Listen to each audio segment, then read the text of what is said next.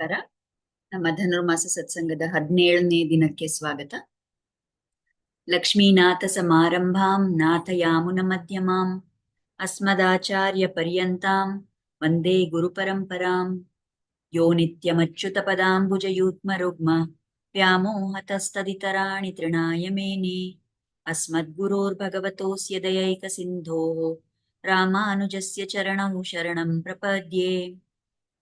आपदामपहर्तारं दातारं सर्वसम्पदां लोकाभिरामं श्रीरामं भूयो भूयो नमाम्यहम्. यत्र यत्र रघुनाथकीर्तनं तत्र तत्र कृतमस्तकाञ्जलिं बाष्पवारी परिपूर्णलोचनं मारुतिं नमत राक्षसान्तकम्. कूजन्तं राम रामेति मधुरं मधुराक्षरम् आरुह्य कविताशाखां वन्दे वाल्मीकिकोकिलम्.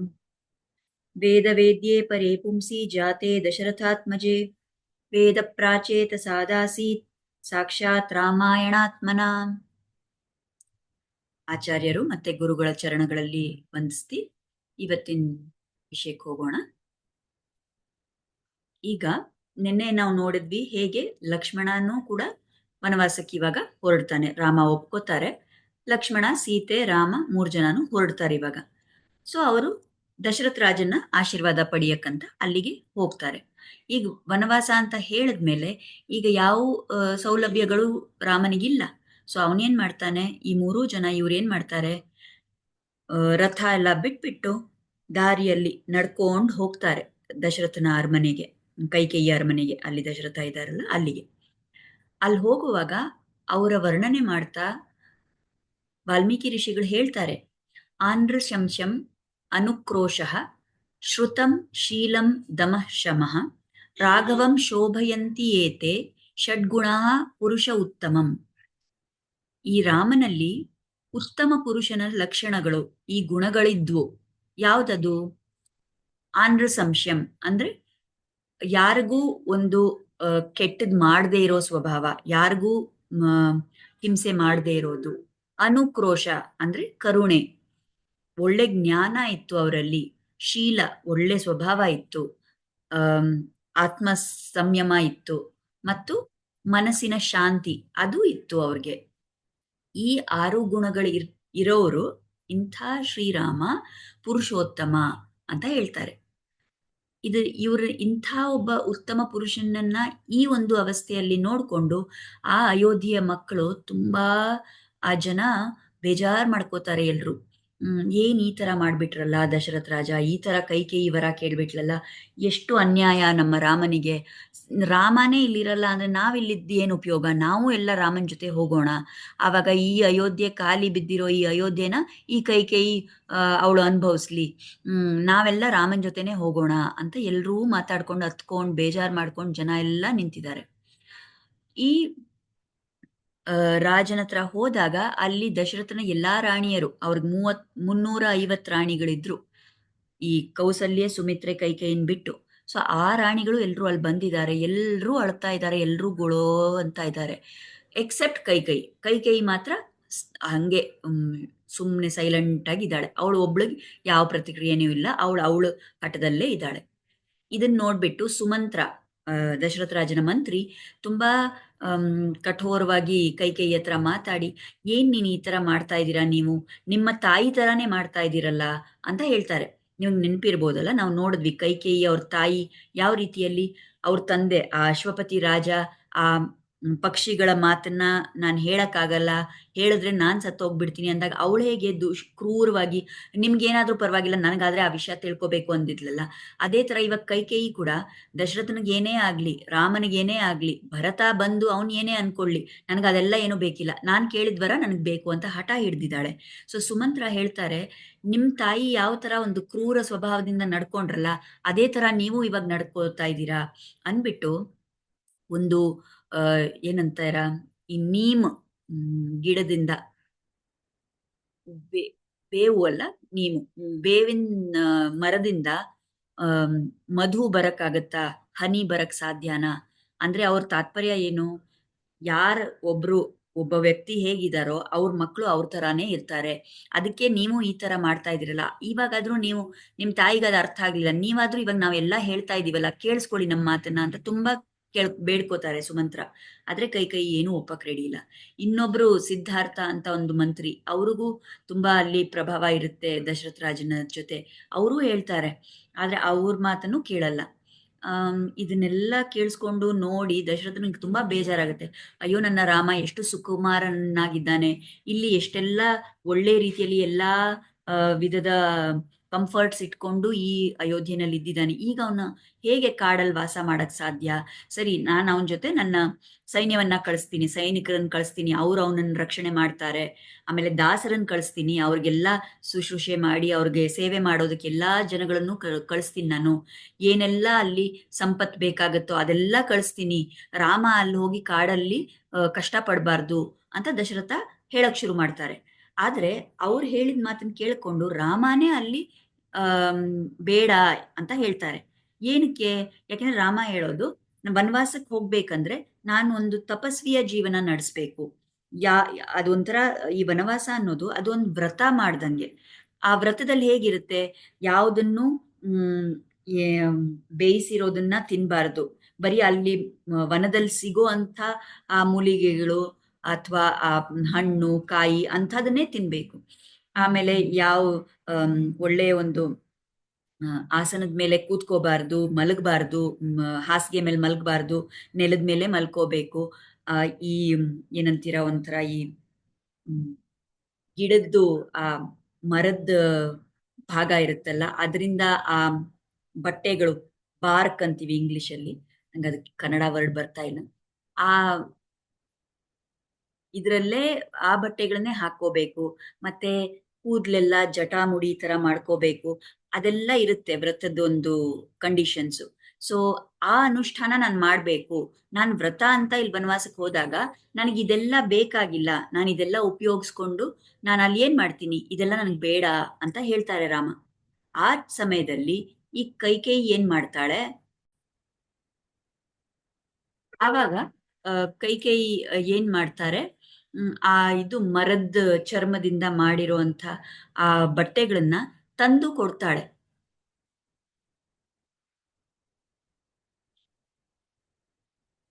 ಆ ರಾಮನಿಗೆ, ಲಕ್ಷ್ಮಣನಿಗೆ ಮತ್ತೆ ಸೀತೆಗೂ ಕೂಡ ಆ ಬಟ್ಟೆಗಳನ್ನ ತಂದು ಕೊಡ್ತಾಳೆ.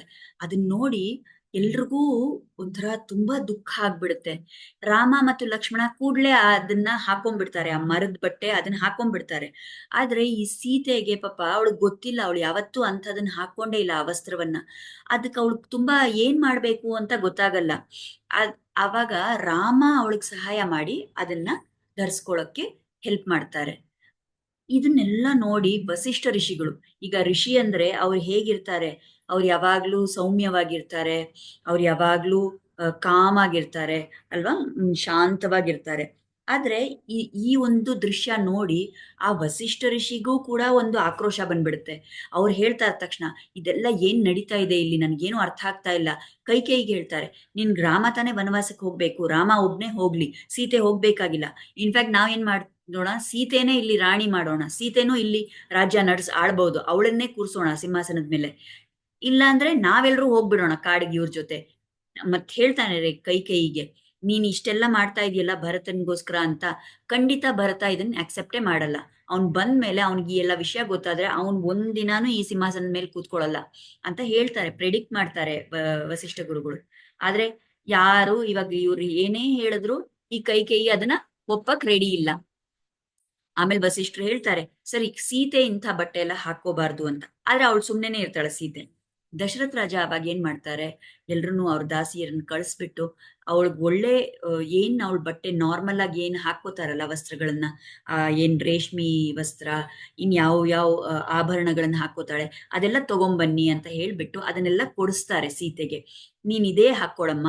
ನೀನ್ ಅವ್ರು ತುಂಬಾ ಬೇಜಾರು, ಯಾಕಂದ್ರೆ ಜನಕನ ಮಗಳನ್ನ ನಾವು ಮದ್ವೆ ಮಾಡಿ ರಾಮನಿಗೆ ಕರ್ಕೊಂಬಂದ್ವಿ, ಇದೇನಾ ನಾವು ಕೊಡೋ ಒಂದು ಟ್ರೀಟ್ಮೆಂಟು ನಮ್ಮ ಸೊಸೆಗೆ ಅಂತ ಅವ್ರಿಗೆ ತುಂಬಾ ಬೇಜಾರು.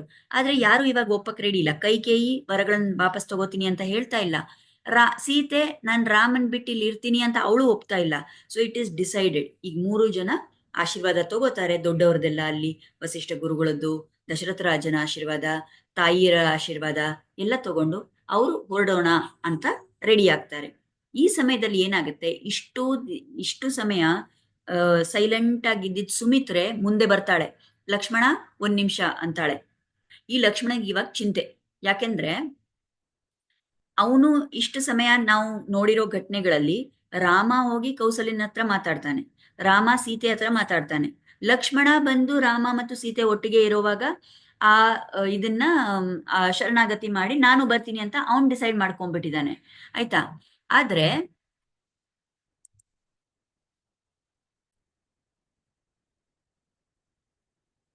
ಇಷ್ಟು ಸಮಯ ಲಕ್ಷ್ಮಣ ಸುಮಿತ್ರೆ ಹತ್ರ ಮಾತಾಡೇ ಇಲ್ಲ, ಅವ್ನ್ ಹೇಳೇ ಇಲ್ಲ.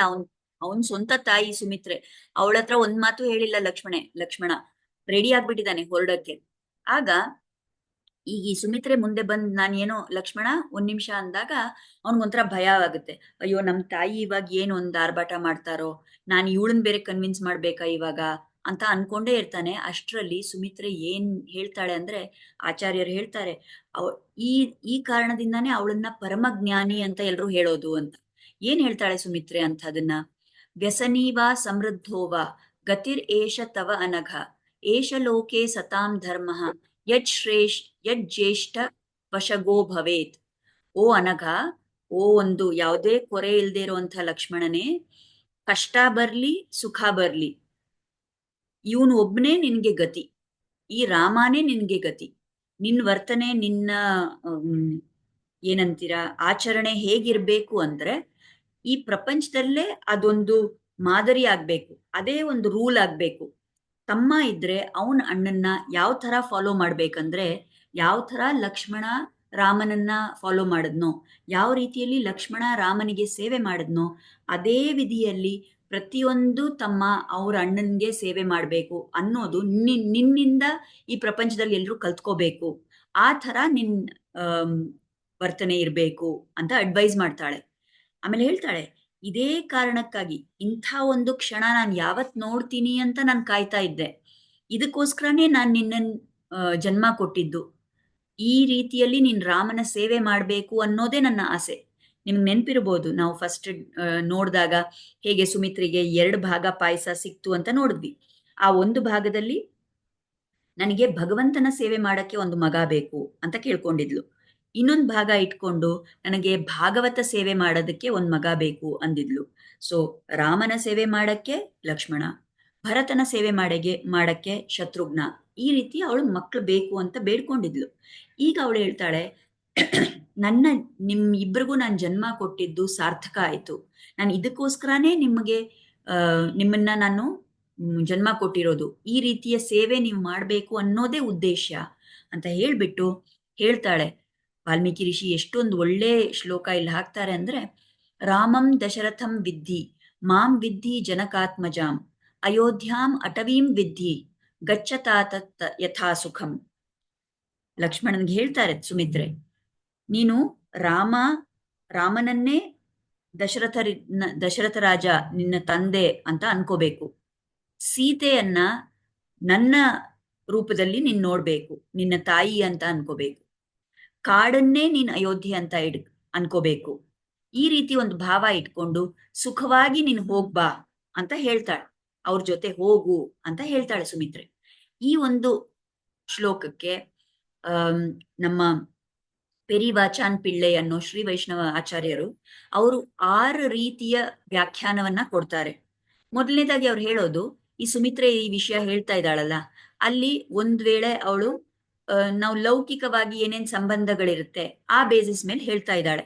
ಅಂದ್ರೆ ಅಣ್ಣ ಅಂದ್ಮೇಲೆ ಅವನು ತಂದೆಯ ಸ್ಥಾನದಲ್ಲಿ ಇರ್ತಾನೆ, ಅಣ್ಣನ ಹೆಂಡತಿ ತಾಯಿ ಸ್ಥಾನದಲ್ಲಿ ಇರ್ತಾಳೆ.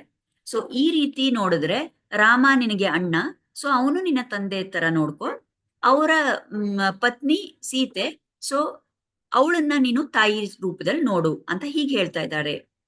ಎರಡನೇದಾಗಿ ಪ್ರಾಕ್ಟಿಕಲ್ ಆಗಿ ನೋಡಿದ್ರೆ ಅವಳು ಹೇಳ್ತಾ ಇದ್ದಾಳೆ ಏನಂದ್ರೆ, ಈ ಒಂದು ಘಟನೆ ಇವಾಗ ನಡೀತಾ ಇದೆ, ನೀವೆಲ್ಲ ವನವಾಸಕ್ಕೆ ಹೋಗ್ತಾ ಇದ್ದೀರಾ.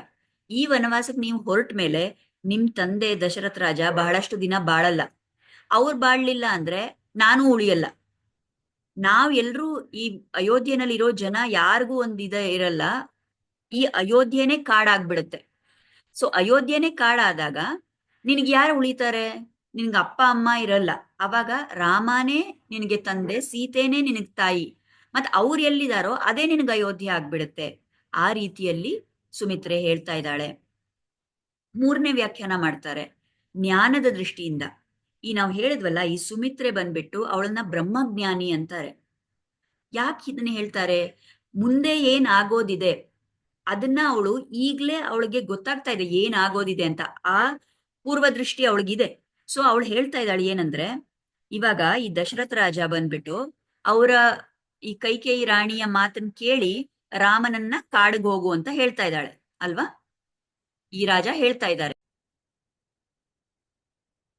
ಸೊ ದಶರಥ ರಾಜ ಹೇಗೆ ಅವ್ರ ಹೆಂಡತಿ ಮಾತನ್ನ ಕೇಳಿ ರಾಮನನ್ನ ಕಾಡಿಗೆ ಹೋಗು ಅಂತ ಕಳ್ಸಿದಾರಲ್ಲ, ಅದೇ ರೀತಿಯಲ್ಲಿ ಮುಂದೆ ನಡೆಯೋದಿದೆ. ಈ ರಾಮನ ಹೆಂಡತಿ ಜಿಂಕೆ ಹಿಂದೆ ರಾಮನನ್ನ ಕಾಡಲ್ಲಿ ಕಳಿಸ್ತಾಳೆ. ಇವಾಗ ನಾನ್ ನಿನ್ ತಾಯಿ ಆಗಿರೋ ನಾನು ನಿನಗ್ ರಾಮನ ಹಿಂದೆ ಹೋಗು ಅಂತ ಹೇಳ್ತಾ ಇದ್ದೀನಲ್ಲ, ಅದೇ ರೀತಿಯಲ್ಲಿ ರಾಮ ಜಿಂಕೆ ಹಿಂದೆ ಹೋದಾಗ ಸೀತೆನೂ ನಿನ್ನನ್ನ ರಾಮನ ಹಿಂದೆ ಹೋಗು ಅಂತ ಹೇಳ್ತಾಳೆ. ಆ ಸಮಯದಲ್ಲಿ ನೀನ್ ರಾಮನ್ ಜೊತೆ ಇದ್ದು ಅವನಿಗೆ ಸಹಾಯ ಮಾಡು ಅಂತ ಅಡ್ವೈಸ್ ಮಾಡ್ತಾ ಇದ್ದಾಳೆ ಸುಮಿತ್ರೆ ಅಂತ ಹೇಳ್ತಾರೆ ಆಚಾರ್ಯರು. ನಾಲ್ಕನೇ ವ್ಯಾಖ್ಯಾನ, ಮುಂದೆ ಇದೆಲ್ಲ ಆಗಿ ವನವಾಸ ಎಲ್ಲ ಮುಗಿದು ಎಲ್ಲ ಆದ್ಮೇಲೆ ಒಳ್ಳೇದ್ ನಡೆಯೋದಿದೆ. ಸೊ ಆ ಸಮಯದಲ್ಲಿ ವನವಾಸದಿಂದ ರಿಟರ್ನ್ ಆದಾಗ ರಾಮ ಬಂದ್ಬಿಟ್ಟು ದಶರಥನ ತರ ರಾಜ ಆಗಿರ್ತಾನೆ, ಸೀತೆ ಬಂದ್ಬಿಟ್ಟು ನಂತರ ರಾಣಿಯಾಗಿ ಇರ್ತಾಳೆ. ಮತ್ತೆ ಅವರು ಎಲ್ಲಿ ರಾಜ್ಯ ನಡೆಸ್ತಾರಲ್ಲ ಸೀತಾರಾಮರು, ಅದು ರಾಮರಾಜ್ಯವಾಗಿರುತ್ತೆ. ಆ ರಾಮರಾಜ್ಯದಲ್ಲಿ ಕಾಡೇನೆ ಅಯೋಧ್ಯೆ ತರ ಆಗ್ಬಿಡುತ್ತೆ. ಕಾಡಲ್ಲೂ ಯಾವ ಕಷ್ಟ ಇರಲ್ಲ, ಅದು ಅಯೋಧ್ಯೆ ತರಾನೇ ಆಗ್ಬಿಡುತ್ತೆ ಅಂತ ಹೇಳ್ತಾ ಇದ್ದಾಳೆ ಸುಮಿತ್ರೆ. ಐದನೇ ವ್ಯಾಖ್ಯಾನ ಮಾಡ್ತಾಳೆ ಆಚಾರ್ಯರು. ಏನಂದ್ರೆ, ಈಗ ಅವ್ರ ಸುಮಿತ್ರೆಗೆ ಗೊತ್ತಿದೆ ಲಕ್ಷ್ಮಣನಿಗೆ ಬಹಳ ಕೋಪ ಬಂದಿದೆ, ದಶರಥನ ಮೇಲೆ ಕೋಪ. ಆಮೇಲೆ ಈ ಅಯೋಧ್ಯ, ಅಯ್ಯೋ ಏನಿದು ಈ ನಗರ, ಇವಾಗ ಈ ಊರ್ ನಮ್ಮನ್ನ ಕಳಿಸ್ಬಿಡ್ತಾ ಇದೆಯಲ್ಲ ರಾಮನನ್ನ ಅಂತ ಕೋಪ ಇದೆ ಲಕ್ಷ್ಮಣನ ಮನ್ಸಲ್ಲಿ. ಅದಕ್ ಸುಮಿತ್ರೆ ಹೇಳ್ತಾ ಇದ್ದಾಳೆ, ಜಸ್ಟ್ ಆಸ್ ನೀನ್ ಹೇಗೆ ರಾಮನಿಗೆ ಒಂದು ಗೌರವ ಕೊಡ್ತೀಯಲ್ಲ, ಅದೇ ತರ ದಶರಥನಿಗೆ ಗೌರವ ಕೊಡು. ನಿನ್ ಸೀತೆಗೆ ಹೇಗೆ ಗೌರವ ಕೊಡ್ತೀಯಲ್ಲ, ಅದೇ ತರ ನನಗೂ ಅದೇ ಗೌರವ ಕೊಡು. ಮತ್ತೆ ನೀನ್ ಇವಾಗ ಅವ್ರ ಜೊತೆ ಕಾಡಿಗೆ ಹೋದ್ರೆ ನೀನ್ ಆ ಕಾಡಿಗೆ ಏನ್ ಗೌರವ ಕೊಡ್ತೀಯಲ್ಲ, ಅದೇ ರೀತಿ ಮನ್ಸಲ್ಲಿ ಅಯೋಧ್ಯೆ ಬಗ್ಗೆನೂ ಒಂದು ಗೌರವ ಇಟ್ಕೋ ಅಂತ ಹೇಳ್ತಾ ಇದ್ದಾಳೆ. ಸೊ ಈ 5 ವ್ಯಾಖ್ಯಾನಗಳನ್ನ ಕೊಟ್ಬಿಟ್ಟು ಆರನೇದು ಹೈಯೆಸ್ಟ್ ಲೆವೆಲ್ ವ್ಯಾಖ್ಯಾನ, ಅದು ಭಕ್ತಿಯ ದೃಷ್ಟಿಯಿಂದ. ಸೊ ಅಲ್ಲಿ ಏನ್ ಹೇಳ್ತಾಳೆ ಸುಮಿತ್ರೆ ಅಂದ್ರೆ, ಆಚಾರ್ಯರು ಹೇಳ್ತಾರೆ ಇವಾಗ, ರಾಮ ಅಂದ್ರೆ ಶ್ರೀಮನ್ನಾರಾಯಣ, ಅವನೇ ನಿನ್ನ ತಂದೆ. ಸೀತೆ ಅಂದ್ರೆ ಮಹಾಲಕ್ಷ್ಮಿ, ಅವಳೇ ನಿನ್ನ ತಾಯಿ. ಈ ಒಂದು ಸಂಬಂಧ ಮಾತ್ರ ನೀನ್ ನೆನಪಿಟ್ಕೋ, ಬೇರೆ ಎಲ್ಲ ಮರ್ತ್ ಬಿಡು. ಸೊ ಎಲ್ಲಿ ಶ್ರೀಮನ್ನಾರಾಯಣ ಇದಾನೋ, ಎಲ್ಲಿ ಲಕ್ಷ್ಮಿ ಇದಾರೋ ಅದೇ ವೈಕುಂಠ. ಸೊ ಎಲ್ಲಿ ರಾಮ ಸೀತೆ ಇದಾರೋ ಅದೇ ನಿನಗೆ ಪುಣ್ಯಕ್ಷೇತ್ರ, ಅದೇ ಅಯೋಧ್ಯೆ ನಿನಗೆ ಅಂತ. ಮತ್ ಯಾಕೆ ಈ ತರ ಹೇಳ್ತಾ ಇದ್ದಾರೆ? ಈ ದಶರಥ ಮತ್ತು ಮಾ ಅನ್ನೋದು. ದಶರಥ, ದಶ ಅಂದ್ರೆ 10 ಅಂತ ನಾವು ಸಾಮಾನ್ಯವಾಗಿ ಹೇಳ್ತೀವಿ, ನಂಬರ್ 10. ಆದ್ರೆ ದಶ ಅನ್ನೋದಕ್ಕೆ ಇನ್ನೊಂದು ಮೀನಿಂಗ್ ಇದೆ, ಪಕ್ಷಿ ಅಂತ. ರಥ ಅಂದ್ರೆ ನಮಗ್ ಗೊತ್ತಿದೆ, ರಥ. ಸೊ ದಶರಥ ಅಂದ್ರೆ ನಾವೇನ್ ಹೇಳಿದ್ವಿ, ಈ ರಾಜನನ್ನ ದಶರಥ ಅಂತ ಹೇಳ್ತಾ ಇದ್ವಿ. ಆದ್ರೆ ಇಲ್ಲಿ ಸುಮಿತ್ರೆ ಹೇಳ್ತಾ ಇರೋ ಅರ್ಥದಲ್ಲಿ ದಶರಥ ಅಂದ್ರೆ ಯಾರಿಗೆ ಒಂದು ಪಕ್ಷಿ ರಥವಾಗಿದೆಯೋ ಅಂದ್ರೆ ಸಾಕ್ಷಾತ್ ಶ್ರೀಮನ್ನಾರಾಯಣ, ಅವನು ದಶರಥ. ಸೊ ಅಂತಹ ದಶರಥನನ್ನ, ಈ ಶ್ರೀಮನ್ನಾರಾಯಣನನ್ನ ನಿನ್ನ ತಂದೆ ಅಂತ ನೇಮ್ಸು, ಅವ್ರನ್ನ ಆ ರೀತಿಯಲ್ಲಿ ಆ ದೃಷ್ಟಿಯಿಂದ ನೋಡು. ಮಾ ಅಂದ್ರೆ ತಾಯಿ, ಮಹಾಲಕ್ಷ್ಮಿ ತಾಯಿ, ಅವಳನ್ನ ನಿನ್ನ ತಾಯಿ ಅಂತೆ ನೋಡು. ಸೊ ಈ ರೀತಿ ನೀನು ರಾಮ ಸೀತೆ ಇವರಿಬ್ಬರನ್ನು ನೀನು ನಿನ್ನ ದಿವ್ಯ ತಂದೆ ತಾಯಿಯರು ಅಂತ ನೋಡಿದಾಗ ಅವ್ರಿರೋ ಕಡೆನೆ ನಿನಗ್ ಒಳ್ಳೇದಾಗತ್ತೆ. ಅವ್ರ ಸೇವೆ ಮಾಡಿ, ಅವರ ಒಂದು ಕೈಂಕರ್ಯ ಮಾಡಿನೇ ನಿನಗೆ ನಿಜವಾದ ರೀತಿಯ ಸಂತೋಷ, ಆನಂದ ನಿನಗ್ ಸಿಗ್ಬೋದು ಅಂತ ಹೇಳ್ತಾ ಇದ್ದಾಳೆ. ಎಷ್ಟು ಒಂದ್ ಮನೋಭಾವ ನೋಡಿ ಸುಮಿತ್ರೆನಲ್ಲಿ, ಯಾವ ಭಾವ ಇದ್ದಿರ್ಬೇಕು ಇದನ್ನ ಹೇಳಕ್ಕೆ. ಇದೇ ರೀತಿ ಆ ತುಳಸಿ ರಾಮಚರಿತ್ ಮಾನಸ್ ಅದರಲ್ಲೂ ಕೂಡ ತುಂಬಾ ಕಡೆ ಡಿಸ್ಕ್ರೈಬ್ ಮಾಡಿದ್ದಾರೆ ತುಳಸಿದಾಸ್ ಅವರು. ಏನಂದ್ರೆ, ಸುಮಿತ್ರೆ ಹೇಳ್ತಾಳೆ, ಎಲ್ಲಿ ರಾಮ ಸೀತೆ ಇರ್ತಾರೋ ಅಲ್ಲೇ ಸೂರ್ಯ ಇದ್ದಂಗೆ, ಅದೇ ನಿನಗೆ ಅಯೋಧ್ಯೆ. ಈ ಅಯೋಧ್ಯೆ ಇಟ್ಕೊಂಡು ನೀನ್ ಏನ್ ಮಾಡ್ತೀಯಾ? ಅವ್ರಿರೋ ಕಾಡೇ ಅಯೋಧ್ಯೆ ನಿನ್ಗೆ. ಆಮೇಲೆ ಹೇಳ್ತಾಳೆ, ಈ ಒಂದು ನಿನ್ಗೆ ಅವಕಾಶ ಸಿಕ್ಕಿದೆ ರಾಮ ಸೀತೆಗಳನ್ನ ಸೇವೆ ಮಾಡೋದು. ಅದೇ ದೊಡ್ಡ ಒಂದು ಆ ಉದ್ದೇಶ. ನಾವು ಜೀವನದಲ್ಲಿ ಬದುಕಿದೀವಿ ಅಂದ್ರೆ ಅದರ ಉದ್ದೇಶ ಏನು? ಈ ಸೀತಾರಾಮರಿಗೆ ಸೇವೆ ಮಾಡೋದೇ ಉದ್ದೇಶ. ಅದಕ್ಕೆ ಇದನ್ನ ಒಳ್ಳೆ ರೀತಿಯಲ್ಲಿ ಉಪಯೋಗಿಸ್ಕೊ. ಹೋಗು ಕಾಡಿಗೆ ಅವ್ರ ಜೊತೆ ಮತ್ ನೀನ್ ಸೇವೆ ಮಾಡು ಅಂತ. ಆಮೇಲೆ ಹೇಳ್ತಾಳೆ ಸುಮಿತ್ರೆ, ನಾವಿಬ್ರು ಪುಣ್ಯವಂತರು. ಯಾಕೆಂದ್ರೆ ನಮ್ಗೆ ನಮ್ಮ ಮನಸ್ಸಲ್ಲಿ ಈ ಶ್ರೀರಾಮ ಆ, ಮತ್ತು ಸೀತೆ ಇವರ ಚರಣ ಕಮಲಗಳ ಬಗ್ಗೆ ನಮ್ಗೊಂದು ಶುದ್ಧವಾದ ಒಂದು ಭಕ್ತಿ, ಒಂದು ಪ್ರೀತಿ ಇರೋದ್ರಿಂದ ಅದೇ ನಮ್ಗೆ ದೊಡ್ಡ ಭಾಗ್ಯ ಅಂತ ಹೇಳ್ತಾಳೆ. ಆಮೇಲೆ ಹೇಳ್ತಾಳೆ, ಒಂದ್ ಯಾವ್ದಾದ್ರೂ ಈ ಏನಾದ್ರೂ ಬೈ ಚಾನ್ಸ್ ಈ ರಾಮ ಸೀತೆ ಅವರಿಗೆ ಭಕ್ತಿ ಇಲ್ದೇ ಇರುವಂತ ಒಂದ್ ಮಗು ಹುಟ್ಟೋದಕ್ಕಿಂತ ಮಗು ಹುಟ್ಟದೇ ಇರೋದೇ ವಾಸಿ ಅಂತಾಳೆ. ಆಮೇಲೆ ಹೇಳ್ತಾಳೆ, ಈ ರೀತಿ ಒಂದು ಭಾಗ್ಯ ಈ ರೀತಿ ಒಂದು ಭಕ್ತಿ ಇರೋದು ಅದು ತುಂಬಾ ದುರ್ಲಭ. ಅದ್ ಎಷ್ಟೋ ಆಮ್, ಜನ್ಮಗಳ ಗಟ್ಲೆ ನಾವು ಪುಣ್ಯ ಮಾಡಿದ್ರೇನೆ ನಮ್ಗೆ ಈ ತರ ಒಂದು ಭಕ್ತಿ ಸಿಗುತ್ತೆ. ನಿನಗ್ ಅದಿದೆ ಅಂದ್ರೆ ನೀನ್ ಪುಣ್ಯ ಮಾಡಿರ್ಬೇಕು, ನೀನ್ ತುಂಬಾ ಪುಣ್ಯವಂತ ಅಂತ ಹೇಳ್ತಾಳೆ. ಆಮೇಲೆ ಮುಂದೆ ಹೇಳ್ತಾಳೆ, ಈ ರಾಮ ಸೀತೆ ಯಾಕೆ ಗೊತ್ತಾ ಕಾಡಿಗೆ ಹೋಗ್ತಾ ಇರೋದು? ಅದು ನಿನ್ನ ಪ್ರಾರಬ್ಧ ಅಂತಾಳೆ. ರಾಮ ಹೋಗ್ಬೇಕಾಗಿರೋದು ಅವನ್ ಪ್ರಾರಬ್ಧ ಅಂತ ಹೇಳಲ್ಲ ಸುಮಿತ್ರೆ. ಸೀತೆಯ ಪ್ರಾರಬ್ಧ ಅಂತ ಹೇಳ್ತಾ ಇಲ್ಲ. ಲಕ್ಷ್ಮಣನಿಗೆ ಹೇಳ್ತಾ ಇದ್ದಾಳೆ, ನಿನ್ನ ಪ್ರಾರಬ್ಧ ಇದು, ಅದಕ್ಕೆ ಅವ್ರು ಕಾಡ್ಗೆ ಹೋಗ್ತಾ ಇದ್ದಾರೆ. ಯಾಕೆಂದ್ರೆ ಅಲ್ಲಿ ಹೋದ್ರೆ ನೀನ್ ಇವಾಗ ಅವ್ರ ಜೊತೆ ಹೋಗಿ ನಿನಗೊಂದು ಎಷ್ಟು ಒಂದು ಅಮ್, ದುರ್ಲಭವಾದ ಒಂದು ಅವಕಾಶ ಸಿಗ್ತಾ ಇದೆ ಅವ್ರಿಗೆ ಭಕ್ತಿ ಮಾಡಕ್ಕೆ, ಅವ್ರ ಸೇವೆ ಮಾಡಕ್ಕೆ.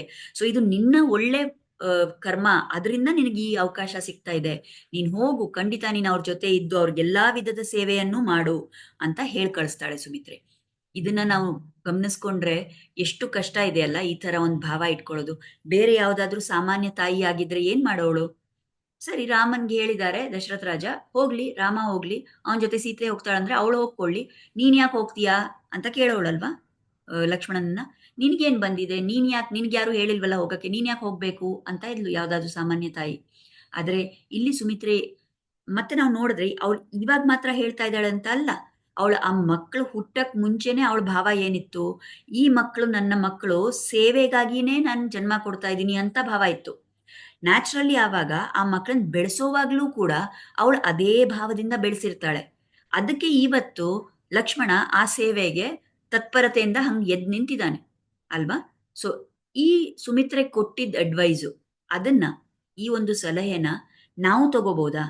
ನಾವು ಕಲ್ತ್ಕೋಬೋದಾ? ಈ ಸೀತಾರಾಮರೇ ನಮ್ಮ ನಿಜವಾದ ತಂದೆ ತಾಯಿಯರು ಅಂತ.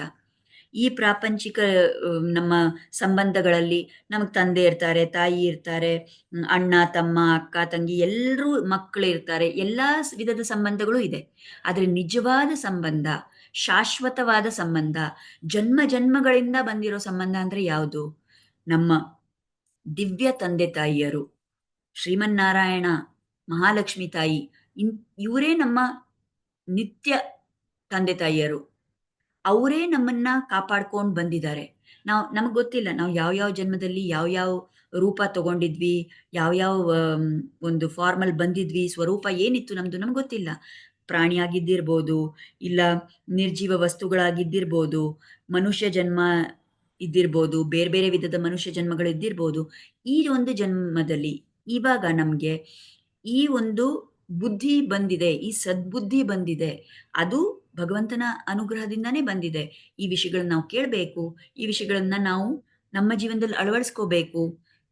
ಈ ಭಗವಂತನೇ ನಮ್ಮ ನಿಜವಾದ ತಂದೆ, ಆ ಒಂದು ಭಾವ ಇವಾಗ ಬಂದಿದೆಯಲ್ಲ, ಅದ್ ಹೇಗ್ ಸಾಧ್ಯ ಇದೆ? ನಾವು ಯಾವುದೋ ಜನ್ಮದಲ್ಲಿ ಏನೋ ಪುಣ್ಯ ಮಾಡಿರ್ಬೋದು, ಭಗವಂತನ ಕೃಪೆ ನಮ್ಮ ಮೇಲಿದ್ದು ನಮ್ಗೆ ಈ ಒಂದು ಅರಿವು ಬಂದಿದೆ.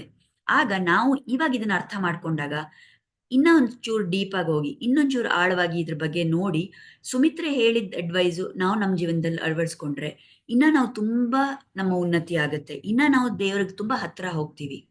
ನೀವು ಈ ಶ್ಲೋಕ ಕೇಳಿರ್ಬೋದಲ್ಲ, ಮಾತಾ ರಾಮೋ ಮತ್ಪಿತಾ ರಾಮಚಂದ್ರ, ಸ್ವಾಮಿ ರಾಮೋ ಮತ್ಸಖಾ ರಾಮಚಂದ್ರ, ಸರ್ವಸ್ವಮ್ಮೆ ರಾಮಚಂದ್ರೋ ದಯಾಲು, ನಾಣ್ಯಂ ಜಾನೆ ನೈವ ಜಾನೆ ನ ಜಾನೆ. ಇದು ರಾಮರಕ್ಷಾ ಸ್ತೋತ್ರದಲ್ಲಿ ಬರುತ್ತೆ. ಸೊ ಇಲ್ಲಿ ಏನ್ ನಾವು ಹೇಳ್ತಾ ಇದ್ದೀವಿ? ನನ್ನ ಮಾತೆ ರಾಮ, ರಾಮಚಂದ್ರನೇ ನನ್ನ ಪಿತ, ರಾಮನೇ ನನ್ನ ಸ್ವಾಮಿ, ನನ್ನ ಸಖ, ನನ್ನ ಆತ್ಮಬಂಧುನೂ ರಾಮನೇ. ಎಲ್ಲ ಸರ್ವಸ್ವನೂ ನನಗೆ ಈ ಕರುಣಾಮಯಿ ರಾಮಚಂದ್ರನೇ. ನನಗೆ ಇದನ್ನ ಬಿಟ್ರೆ ಬೇರೆ ಏನು ಗೊತ್ತಿಲ್ಲ, ಬೇರೆ ಏನು ಗೊತ್ತಿಲ್ಲ, ಬೇರೆ ಏನು ಗೊತ್ತಿಲ್ಲ. ನನಗೆ ರಾಮನೇ ಎಲ್ಲ ಅಂತ ಗೊತ್ತು ಅಂತ ನಾವು ಹೇಳ್ಬೋದು ಈ ಶ್ಲೋಕದಲ್ಲಿ. ಈ ಒಂದು ಭಾವ ನಾವು ನಮ್ಮ ಜೀವನದಲ್ಲಿ ಎಲ್ಲಾ ಕಡೆ ನಾವು ನಮ್ಮ ಮನಸ್ಸಲ್ಲಿ ಬೆಳೆಸ್ಕೊಳಕ್ ನೋಡಿದ್ರೆ ನಮ್ಮ ಜೀವನ ಇನ್ನ ತುಂಬಾ ನಮ್ಗೆ ಆನಂದಮಯವಾಗುತ್ತೆ. ಇದೇ ರೀತಿ ಒಂದು ಭಾವ ನಾವು ನಮ್ಮ ಮಕ್ಕಳಿಗೂ ಹೇಳ್ಕೊಡಕ್ ನೋಡ್ಬೇಕು. ಹೇಗೆ ಸುಮಿತ್ರೆ ಅವಳ ಮಕ್ಕಳಿಗೆ ನಿಜವಾದ ಅಪ್ಪ ಅಮ್ಮ ಸೀತಾರಾಮರೇ ಅಂತ ಹೇಳ್ಕೊಟ್ಲಲ್ಲ, ಅದೇ ವಿಧದಲ್ಲಿ ನಾವು ಇದನ್ನ ನಮ್ಮ ಜೀವನದಲ್ಲಿ ಫಾಲೋ ಮಾಡಿ ಇದೇ ಒಂದು ಭಾವ ನಾವು ಬೆಳೆಸ್ಕೊಂಡು ಹೋದ್ರೆ ನಮಗೆ ಒಳ್ಳೇದಾಗತ್ತೆ.